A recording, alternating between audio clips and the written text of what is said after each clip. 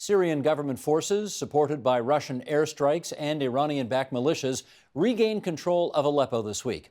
The collapse of the former opposition stronghold forced rebels and thousands of civilians to flee. It's being called a humanitarian disaster, and it's also potentially a turning point in the war that's pounded that country for more than 5 years. Joining us now to help us better understand the world's most dangerous neighborhood in Montreal, Quebec, Bruce Mabley, Director, Mackenzie Papineau Group, and a contributor to OpenCanada.org. And in Waterloo, Ontario, Besma Momani, Senior Fellow at CIGI, the Centre for International Governance Innovation at the University of Waterloo. And I'm grateful to both of you for joining us on TVO tonight. Besma, I'm hoping you can start us off. Just give us your best sense of the situation on the ground in Aleppo at this moment. Well, there's a little bit of uncertainty here. Of course, there have been some deals made to evacuate some of the residents. Last I've heard, there are buses filled with people who went to what would be opposition areas in Idlib, so that's a province held by the opposition still, but they were turned back. Some were killed after their phones were stolen and some of their goods were stolen. 4 people were killed on some of those buses and then told to go back to East Aleppo. This is the harrowing experience of many people who are trying to flee the eastern part of the city. We think there are about at least 60 to 100,000 people who are still trapped in eastern Aleppo.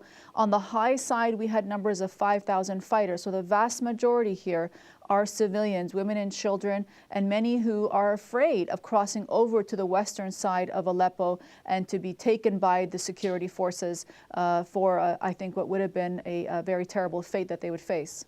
Bruce, I'd like to continue by going back in time and to a time when the Arab Spring had sprung and there was such optimism around the world. When did you first suspect things were not going to go as well as everybody had hoped?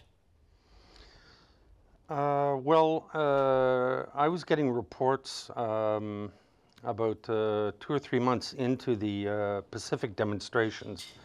I was getting reports of people being shot at by government forces as they were protesting peacefully in the street.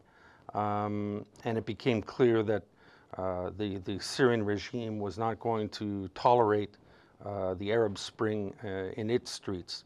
And it was only a matter of time, and it got worse as time wore on. More people were killed. There were more refugees showing up at the border with Turkey. I spent a lot of my time there. I was at the embassy in Ankara. I spent a lot of time there. So it was basically after about 6 months, it was kind of apparent that, first of all, the regime would not allow the uprising to continue without bloodshed. And it was also apparent to me that there was a strong will on the part of the Syrian opposition, which was not Islamist at that time, that they were going to carry the fight on and they were going to go to the very bitter end. So already but I think the main point is that the intransigence of the Bashar al-Assad regime, the way it treated its own people and declared war on its own people, it was clear that it doesn't leave the rebels much leeway. And you can see that right from the very origin of this conflict, you can see it continuing through into the evacuation of Aleppo. There is no trust between the rebels and the Bashar al-Assad regime, because the rebels know that Bashar will kill them if he gets his hands on them. Besma, let me jump in here and ask you if there was a moment, was there a window between the Arab Spring, before much of the disaster began, where Canada could have played some kind of role that might have, who knows, might have prevented, might have lessened what has subsequently taken place? I'm afraid not. I mean, I think that, as Canadians, we always think we can do something to change things. I think the reality is really the U.S. administration is going to have to bear the brunt of, I think, the blame here and not being more decisive, particularly early on. I think one can say that perhaps once the Russians entered, it was really too difficult without making this into a much wider conflict, although clearly it's become a wider conflict if you think about the refugee exodus as a global phenomenon as a result of this war. But I think the reality is that Obama could have done something early on. He unfortunately was always wrestling with the reality that didn't want to get into a Middle East quagmire, didn't want to end up in the situation that George Bush was in Iraq, did not want to do regime change. And all of those things I respect and think were right. But at the same time, what could have been done are limited forms of engagement, taking out some of the runways of the Assad government's air force, taking out potentially some of the air defense systems, putting through safe passages, humanitarian corridors. All of that could have been an enormous benefit to the Syrian people, to the region, and to the world. And I'm afraid that's something that he is going to have to bear the brunt with individually. And I say that individually because I think there's plenty of evidence that many of those around him, in particular in the National Security Council, in the State Department, were in favor of limited engagement, and I dare say even the Pentagon. So it really became a decision of his and his alone to really, I think, refute his own specialist's advice. But let's look hard at that, Besma, with a follow-up here. Had he done what you just suggested, what would the impact have been? Well, I think had we seen that engagement early on, we wouldn't have seen the Russians come in. I think it would have been a decisive blow to the Iranians. Iranians were negotiating a nuclear deal, as we all know, with the Americans at that time. They would have seen it as a real red line, talking about red lines. The very fact that you had Obama basically ignore the reality that there were chemical weapons used, and then the Russians really coming up with this last-minute deal to save the regime by offering these chemical weapons to the international community were all, I think, effectively a green light to the Assad regime to continue. And specifically here, chemical weapons were and are the most atrocious, but the vast majority of those killed were killed through conventional weapons. And so what you did by signaling that was saying, chemical weapons are bad, but hey, buster bombs and all the rest of the incendiary weapons that you're using, dropping bunker bombs and all of these horrific weapons of war, barrel bombs, that doesn't matter. That's fine with us. So I think there are these mixed signals that were given to the Assad regime, and he played the West, and he played the West very effectively. Bruce, let me get your angle on this now. From the time when you were in Turkey, what, if anything, were you able to do from that perch to try to help the anti-Assad forces in this civil war? Well, we did a lot, and I agree with what Besma just said. Where I'm a bit in disagreement is over what Canada's role could have been.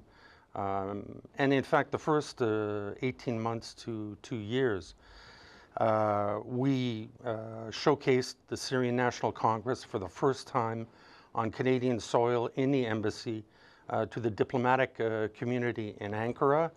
The University of Toronto Citizens Lab and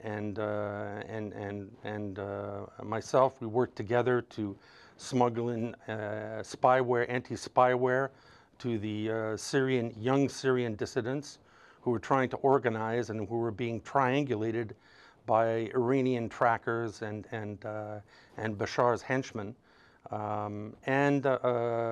We were doing, anyone who came across that border with Turkey knew that they had a safe haven, and that safe haven was the Canadian embassy in Turkey. And the first 2 years were spent, and we were leading. We were in the head of the bus. People, the Europeans, would come to us looking for information. They were caught with their pants down. They had no idea what was coming down the tubes. And so we at the embassy, we did a lot to help the opposition. We attended their meetings. We counseled them. We rallied other countries and other countries' diplomats to try and save the people who were coming across, who were being chased by Bashar's secret police. Bruce, did you get any pushback to those efforts? Yeah. From whom? The ambassador dragged his feet. In Ottawa, I was told not to do this, not to help the Syrian opposition to prevent themselves from being picked up by Bashar's secret police. Who told you not to do that? I went ahead and did it anyway. Who in Ottawa told you not to do that? Basically, surprisingly enough, the minister's office, you have to remember there was it was a conservative government at the time. The minister's office was okay with this. It was the senior management at Foreign Affairs, the bureaucrats, a very liberal establishment, that basically said, no, you mustn't do this. The leading is not in their DNA. They don't see Canada as a leader. But I know that when Canada speaks, others listen. And we stood toe-to-toe with the Syrian democratic opposition, and they will remember us for doing that. Besma, let me get you to react to this piece that was in the Globe and Mail just a few days ago. This is the United Nations speaking out about human rights issues in Aleppo for some time. Here's how the Globe characterized it. United Nations High Commissioner for Human Rights Zeid Ra'ad Al Hussein said earlier this fall that his office had documented, quote, violations of international humanitarian law by all parties in Aleppo. Mr. Al Hussein said Tuesday that his organization had received reports that government forces and their allies were entering homes and executing civilians. I want a better understanding, Besma, of how the Russians have reacted to the criticisms being leveled against them, that in their efforts to support the Assad government, they're in essence supporting some of the worst stuff we've ever seen. Well, frankly, I think the Russians don't care what we think. The reality is the Russians and Putin himself have invested a lot in this. And one of the things that we have to understand here is that there is multiple factors and interests in why Russia's involved. One, it wants to obviously not see regime change in Syria. Syria and the Russians have an amicable agreement for many years. The only freshwater base, naval base that the Russians have is in the port of Tartus in Syria, so it's important for them geostrategically. But also they have I think the same narrative of view that the Assad regime has, which is anybody who tries to oppose a government as strong and as authoritarian as the Putin/Assad regime are must be defeated, and must be defeated brutally. Not taken into prison, not being talked to, brutally taken out in all of the ways that we know. This is a modus operandi that has been used in Chechnya. It's a modus operandi that, as a former KGB officer, frankly, I think Putin thinks is how you win politically. So I think that we cannot think that Russia is an innocent party to this. On the contrary, I think they are really susceptible a great deal of accusations here of being implicit in war crimes. I absolutely do think that they are very much in the know. And of course, as a Security Council member, which is the irony of all ironies, they will continue to veto. They vetoed already 6 different Security Council resolutions, but they will continue to veto this. They will prevent this from going to the ICC because not only are they not a party of the ICC, but more importantly, they can't get it through the Security Council as another measure. So this is the challenge. The challenge is the international system as it's currently, I think, structured doesn't work, and there are many vested interests for the Russians and the Syrians to continue to ally with each other, I think, for a very long time. Bruce, I'd like you to give us a better understanding of what you see ahead, given that in just a little over a month, a much more Putin/Russian-friendly president of the United States is going to take the oath of office. How do you think that's going to have an impact on this whole theater? I don't think it's going to change that much because for the last 8 years with Obama, basically the Americans have done precious little in Syria. They've simply watched. And in fact, it's due to their inaction and our inaction as a Western power to support the Syrian opposition. It's one of the reasons why the opposition has become radicalized. Because the commanders, the ones I spoke to, said that if the West isn't going to support us, we're going to walk down the street, grow a beard, and the Qataris and Saudis will give us the arms that we need. Obviously, there's an ideological price to pay for that, and they paid it because they have to defend themselves. But Trump, I don't think, will. And remember, there's a lot of opposition in the United States Senate and Congress. There's John McCain, who knows a lot about Syria, and they're not going to allow, I mean, if Trump did try to do some major pullback, perhaps they'll be able to to talk to Turkey and push the Turks, sort of tap them lightly into the Russian camp a little more. Maybe they'll de-escalate a little bit in Syria, but the Turks have long-standing interests, regional interests, and they're not going to abandon them to please Donald Trump or Vladimir Putin. But I agree absolutely with what Besma said regarding the Russians. They are complicit in this, and this is one of the reasons why we're having so much trouble getting people out of Aleppo, is because Bashar and the Russians, they want all of the rebels dead, not a few. And if they have to kill civilians at the same time, they'll do it. Do you, Besma, have a thought as to the end game? Yeah, Besma, do you have a thought as to what might happen to those rebels who are, at the moment, they seem to have safe passage out of Aleppo, but I don't know. What do you think the future holds? Yeah, I agree with Bruce. I mean, let's not forget the regime, the Iranians, many of the militias that are on the ground, as well as the Russians, would rather and prefer and quite willing to make the calculus that having everybody dead in East Aleppo is far better for them than taking them out, giving them safe passage, sending them to Idlib, where there is still a remaining stronghold of the rebels, and then to face them in the future. They would much rather exterminate them. And if the fact is that the majority of them are civilians, so be it. This is the kind of calculus this regime uses. I think the reality is, look, the rebels have lost. The rebels have lost. I think that's a reality of time. But this situation now of having these individuals trapped in East Aleppo is horrible, not just because I think of the clear potential loss of life, but also we are watching this. I mean, I think anybody who's on social media knows this is being live tweeted. Reporters, journalists, concerned citizens and civilians are tweeting and talking about this online as we speak.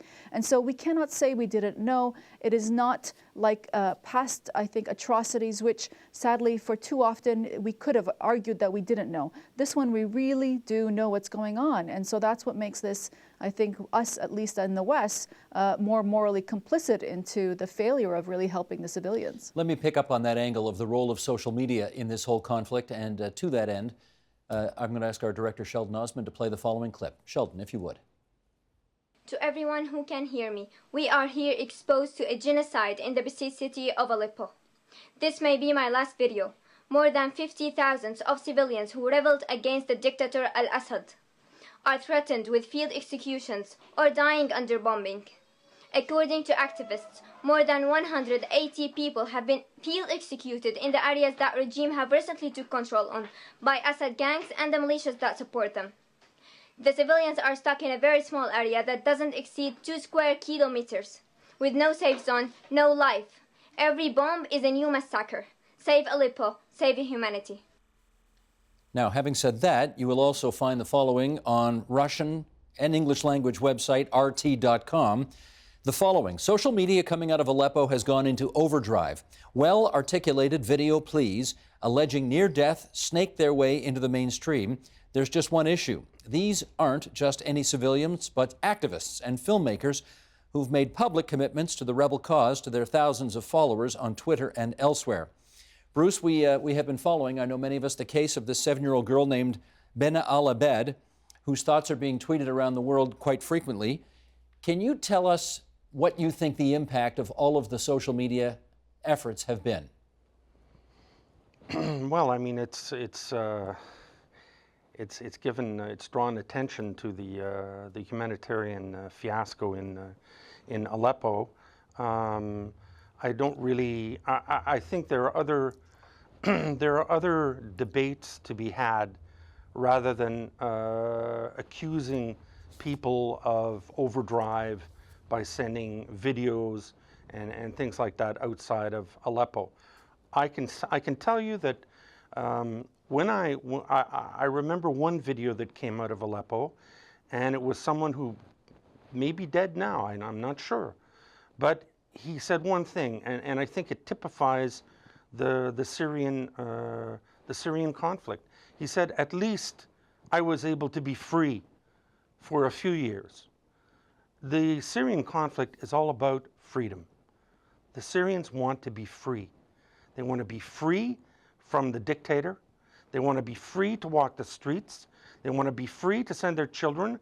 They want to have children who can write graffiti on the walls without having them thrown into prison, have their fingernails taken out. It's about freedom. And we can talk about the Security Council. There's definitely things to do there. A lot of experts have talked about different things, but let's get down to the basics. These people want to be free, and as such, they are our allies, and we have to stand toe-to-toe with them.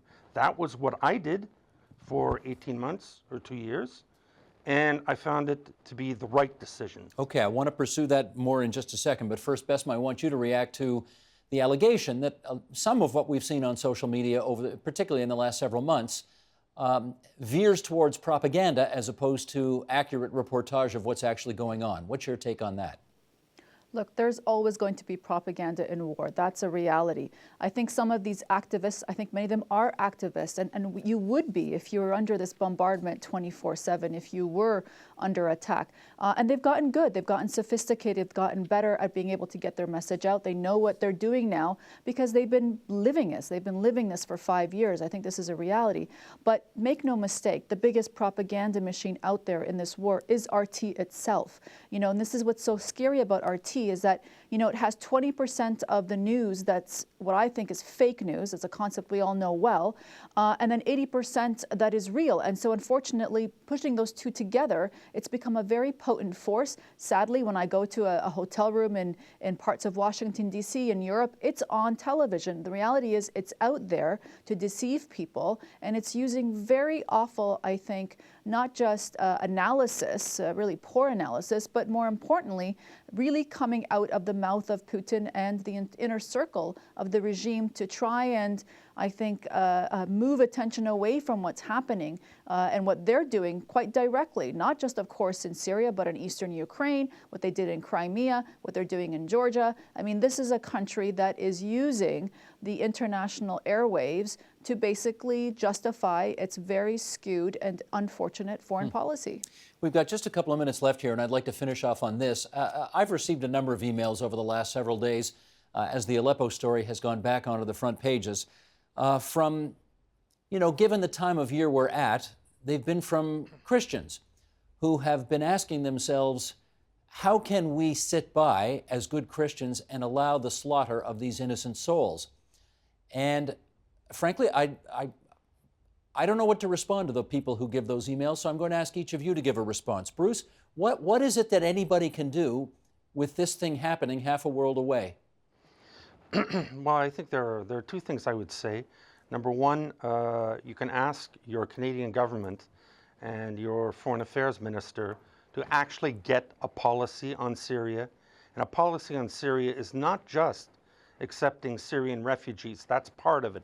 The other part is standing up for the Syrian opposition and supporting them behind the scenes and in international venues. The last thing I'd say was that one of my best contacts in along the border was a Christian dentist who opened a clinic, and he was a Christian from Syria. The Christian community in Syria was divided. Some support Bashar, some do not. Many are just simply caught in the middle. But that's an example of Christianity, I guess, at work. He was selfless. He was for the Syrian opposition. He realized Bashar was a criminal and that his country needs to be free. Besma, last minute to you on that. You know, in these horrendous times, it's amazing to see the spirit of people in recognizing the horror in front of us and wanting to help. All faith groups have been so incredible. Non-faith groups, I think there are many really good intentioned people out there. You know, I would say, I guess on a practical matter, I would say to think about supporting organizations here in Canada. Lifeline Syria, of course, a local one that has done some great work, not just with refugees, but also helping. Jusur, a great organization that also helps in spreading education, allowing refugees to finish their post-secondary education in other parts of the world so that they can go back to rebuild their country. The MSF, Médecins Sans Frontières, has been on the leading edge. They've been in Aleppo. They don't advertise it, but they've been in Aleppo having clinics to try and help people on the ground. And there are so many great agencies. I wish I could say that going to Parliament Hill would do the job and protesting. That's just not going to work anymore. Maybe it's the cold calculus that I'm thinking of as a political scientist, watching this all play out internationally. But I don't think that's without a measure of ability on our part as individuals, as good citizens, to try and bring effect positive change. I want to thank both of you for coming on TVO tonight and helping us better understand this most troubled part of the world. Besma Momani, the Senior Fellow at the Center for International Governance Innovation, CIGI. Bruce Mabley, contributor to OpenCanada.org, former diplomat, Director, Mackenzie Papineau Group in Montreal. Thanks to both of you. Thank Many you. thanks. Help TVO create a better world through the power of learning. Visit TVO.org and make a tax-deductible donation today.